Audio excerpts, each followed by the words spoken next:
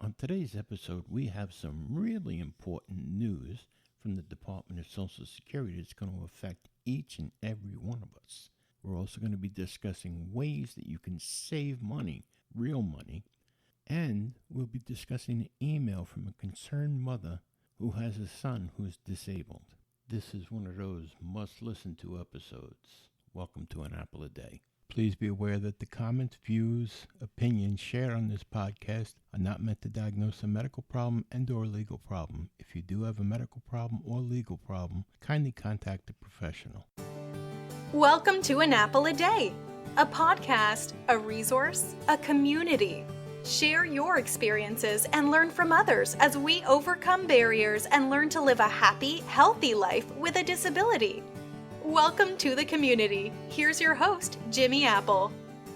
Welcome to another episode of An Apple a Day. I'm your host, Jimmy Apple.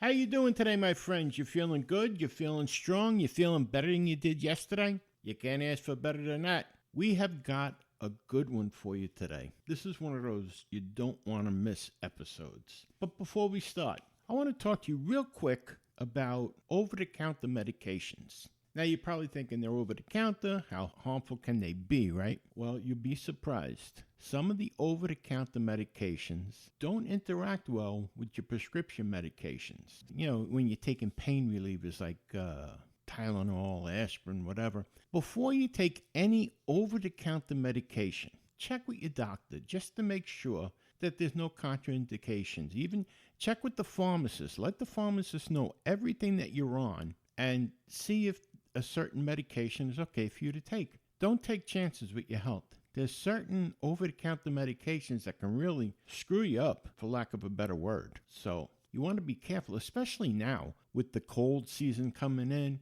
I tell you what, this past couple of weeks, I've been freezing my butt off. I mean, to the point that I woke up the other morning, I had a cold that my head was all stuffy, my throat was scratchy and sore. It was sore every time I swallowed. You got to be careful, though, with the medications that you take and these over-the-counter things, because I almost took something that could have put me in the grave, to be honest with you. And if it wasn't for my wife being a nurse, I probably would have taken it because that's how bad I was feeling. So you just want to be careful. I just wanted to put that out there to you. And you know, the same holds true for these herbs. You know, you see them in the department stores, herbs, and you think it's all natural and you think it's all good to take. But it's not. Some of those herbs can mess up with your medication. So be careful. Be careful what you take, especially the fact that you're taking all kinds of other medication, prescription medication. Always check with your doctor before you add anything to your regimen. That's a safe way to look at it. All right, and before we go any further, I want to remind you that An Apple a Day is brought to you by www.famousapple.com. Famousapple.com is the homepage for this podcast. You get a minute? Check it out. That's www.famousapple.com. Now, if you want to reach me by email, you can reach me at jimmy@famousapple.com. That's JIMMY @famousapple.com. If you have a question for the administrators of the podcast or the website, you can reach them at admin@famousapple.com. That's ADMIN @famousapple.com.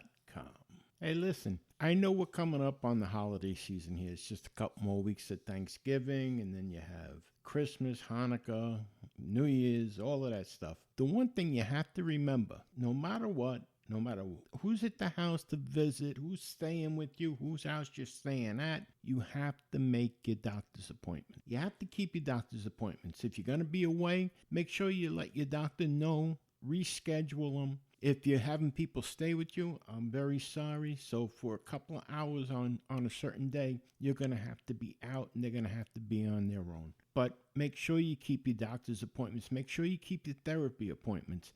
And don't use the excuse, well, I don't want to get on the scale of the doctor's office because, you know, it's the holidays and I ate a little bit too much. Go to your doctor's appointment, okay?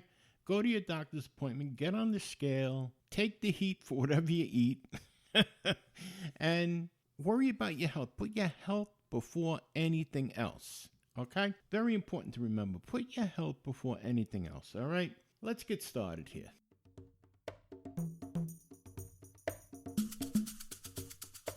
I received an email, a rather long email, from someone. In the beginning of the episode here, I said a concerned mother. Well, I was being sarcastic because this woman doesn't seem so concerned about her son. Now, if I was to read the whole email, it'd probably take me about 15 minutes, and I'd have to cut out a couple of words here and there because of the language. But so I'm just gonna give you a synopsis of what the email's about, and it bothers me. This email really bothered me when I read it. It seems that her son was injured in a work-related accident 2 years ago. She doesn't tell me what the nature of the accident was, but he's on permanent disability. And he's home.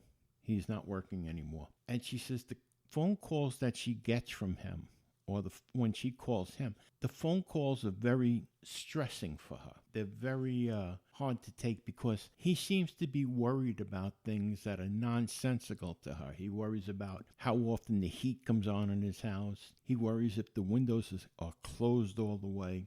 He worries that what happens if the car doesn't start tomorrow. He's worrying about things in advance. And it annoys her. She's just annoyed by his fears, his worries. And then she goes on to say he thinks that she has a crystal ball because he's looking to her for confirmation that these things are okay. And how is she supposed to know if they're okay? She can't tell the future. And he's really beginning to annoy her. And I'm thinking to myself, what a loving mother you are. This guy's having some problems. She says that he can't leave the house without checking his front doorknob to make sure it's locked 5 times. Says he's gotten 2-3 blocks away from his house and had to turn around and go back to make sure that the doorknob was locked, to make sure that the lights are out. He goes through the house unplugging lamps at night before he goes to bed. He obsesses about the sounds that come from his refrigerator. All of these things annoy the mother, all right? Everything that this guy does annoys her to the point that she says in her email she thought she raised a man. What does this have to do with that? Does this make him less of a man because the guy has some anxieties? But it gets worse. She wants to avoid his phone calls altogether. She doesn't want to go over to visit him because she can't put up with the constant worrying that he does, that it's annoying her, and she needs to worry about her, and she has to take a break away from him. He has to pull himself up by his bootstraps, be a man, and handle his problem. What a concerned mother she is. Let me just start by saying, what a bitch. You know what? The one thing I'll agree with is that maybe you should stay away from him. Maybe you shouldn't talk to him. Maybe you shouldn't make phone calls to him because this poor guy's got enough to deal with. He doesn't need you laughing at him or belittling him or telling him he's not a man. He has legitimate worries in his mind. They may not be legitimate to you, but to him they are because he's looking at all the other things around him. He's faced with being on limited income. He's worried about electric bills, I guess, his heating bills. He's worried about car repairs.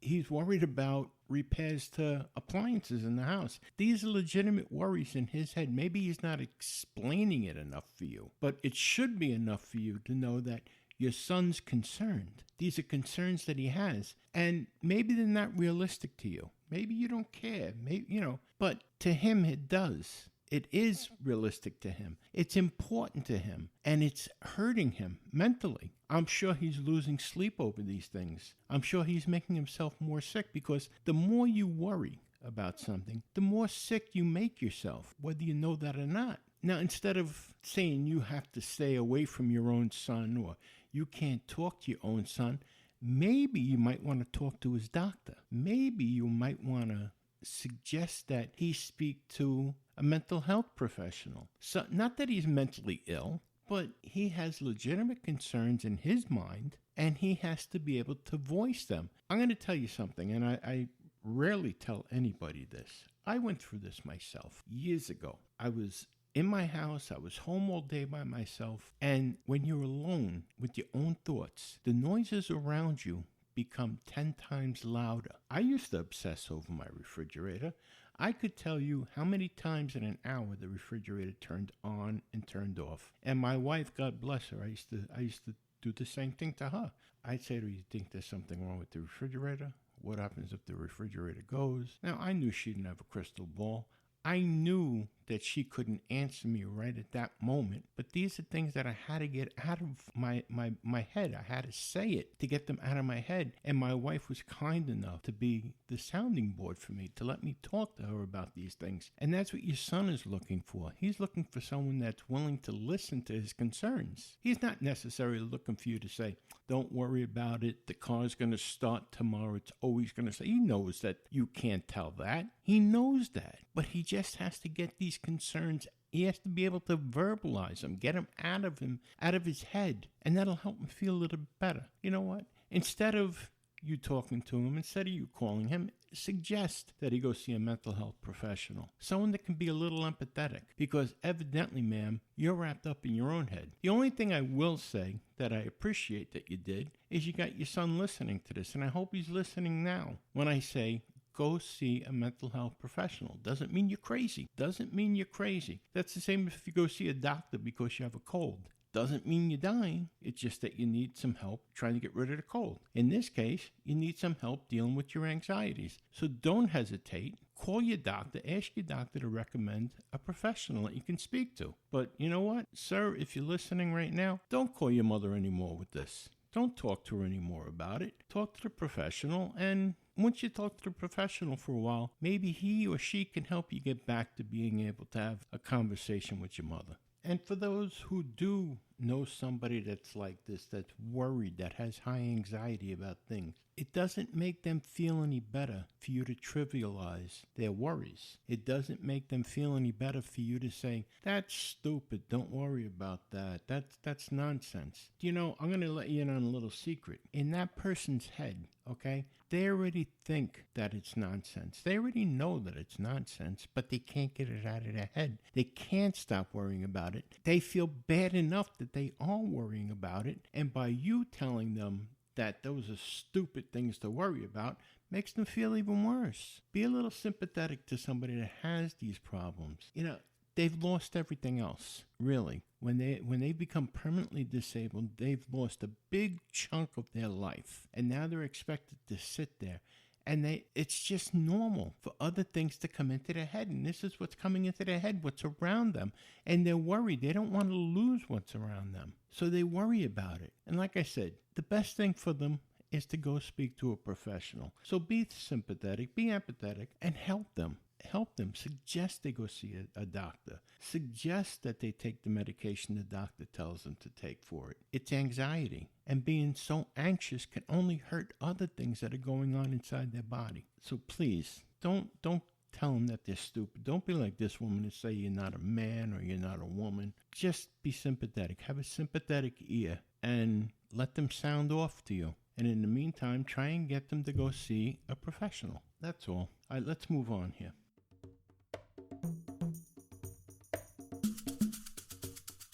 So, if you're like me, you're always looking for ways to save money.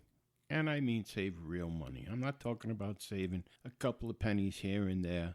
I'm talking about saving some real money. And I actually did it. But before I start, I want to just tell you this. The companies I'm about to talk about, we don't get paid from them. We're not advertising for them.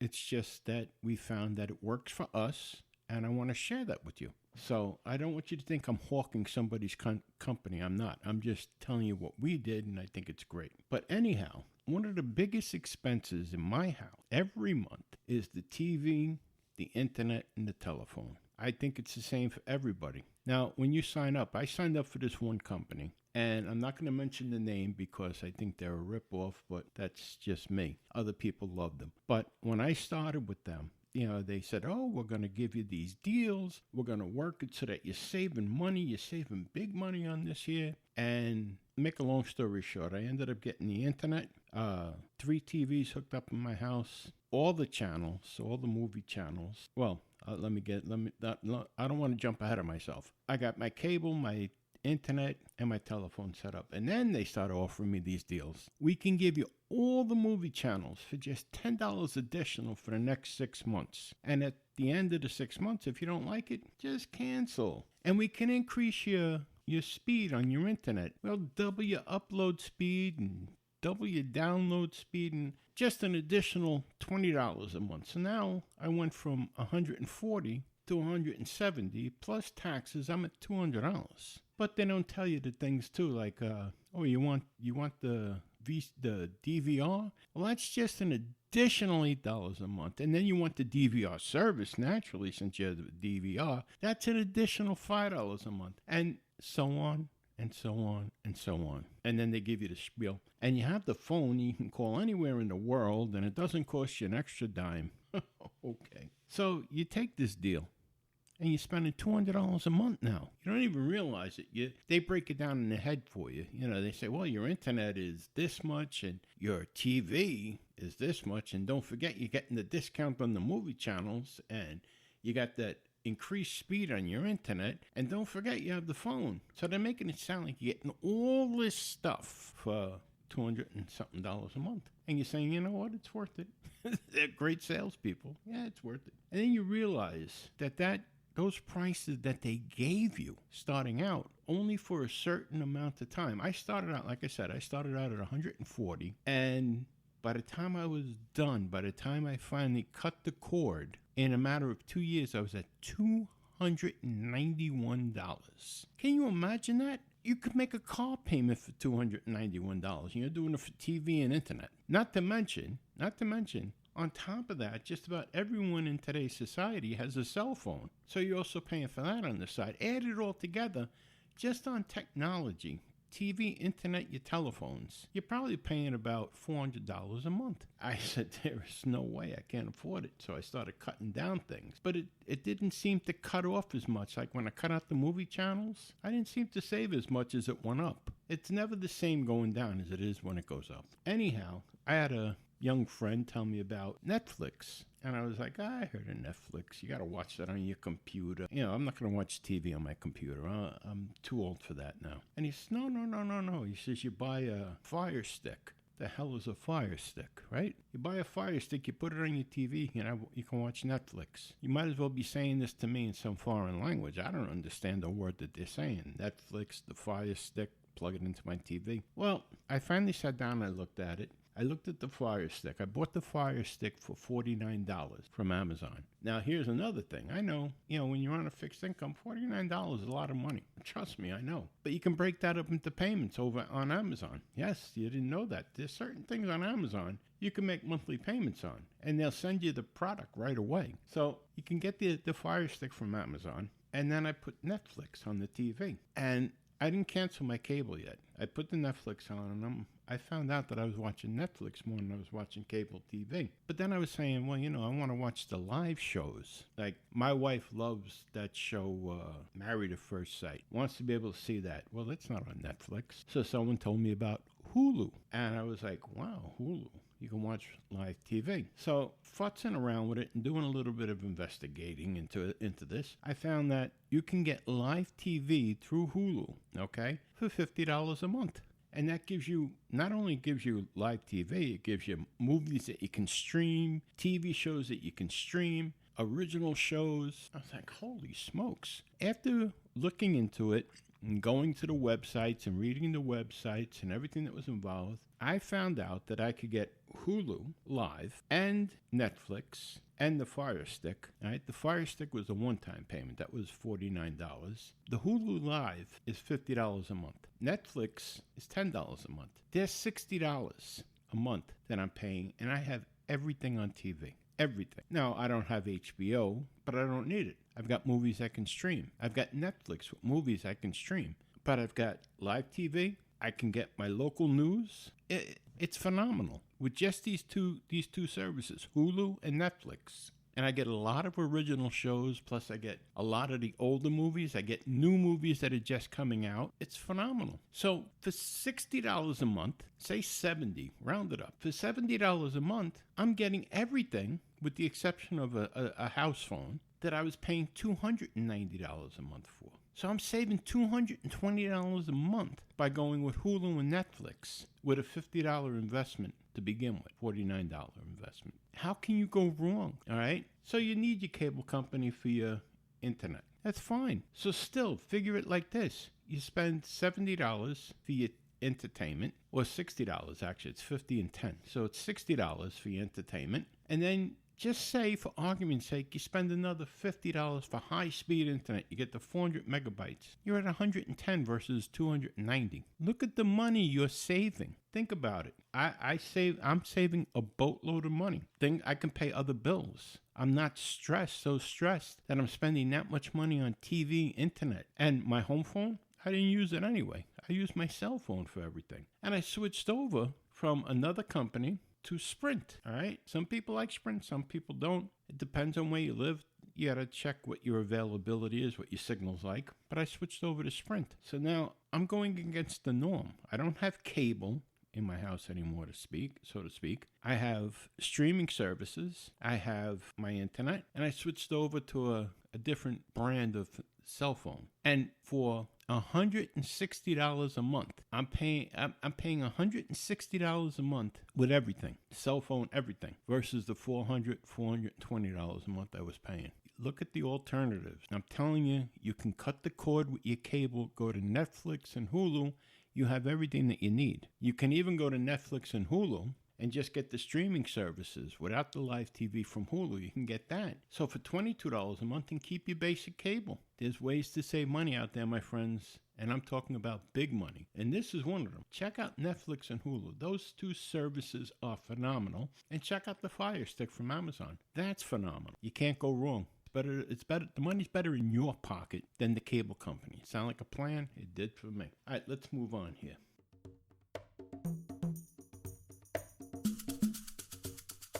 Now, speaking of money in your pocket, this is the news you've been waiting for. All right, drum roll, please. What? No drum roll. Big news from Social Security. The cost of living adjustment, the COLA, the COLA, cost of living increase, was just announced. For 2020, your Social Security disability payment and your SSI payment and Social Security payments are going to be increased by 1.6%. That's right, you're getting a 1.6% increase for 2020. Yeah, I heard people say, big deal, it's going to get lost in the Medicare part and everything else. Well, here's the thing. If you didn't get the 1.6% increase, Medicare would still go up. It goes up all the time. Every year it goes up. Medicare has never stayed the same as long as I've been on Social Security disability. So it's going to go up anyway. But at least you're getting an increase. That's a 1.6% increase for 2020. Oh, there you have it. I want to thank you for stopping by today. I want to thank you for stopping by all the time. And I want you to remember one thing. No matter what, things can always be worse. Somewhere, someone's wishing they were in your position. So things can always be worse. Hey, make sure you stop by next week because it's our 2-year anniversary. That's right. An Apple a Day is on the air. The podcast has been being put out for 2 years. So come next week, we're going to have a little bit of a celebration, I guess is a good word. Okay? Hey, do me a favor. Give us a rating, all right? Leave us a comment in the comment box. I'll talk to you next week, my friends. Have a good one. Have a great weekend. You've been listening to An Apple a Day. My name is Jimmy Apple. Thanks for listening to An Apple a Day with Jimmy Apple, your gateway to a happy, healthy life. Join our community at www.famousapple.com. See you next time.